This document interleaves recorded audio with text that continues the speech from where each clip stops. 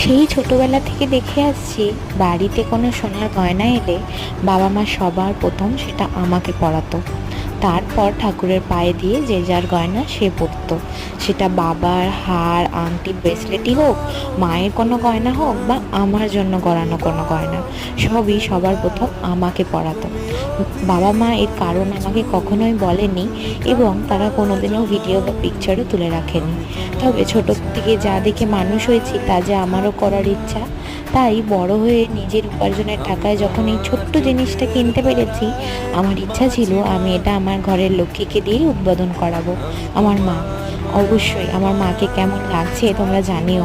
আমার তো অত্যন্ত সুন্দর লাগছে। এত বড় হওয়ার পরেও যখন বাবা মার থেকে এত ভালোবাসা পাই, তখন অত্যন্ত ভালো লাগে। তাই আজ ছিল সুযোগটা আমার, আমার সেই ছোট্ট মুহূর্তটা, আনন্দের মুহূর্তটা আমি তোমাদের সাথে শেয়ার করে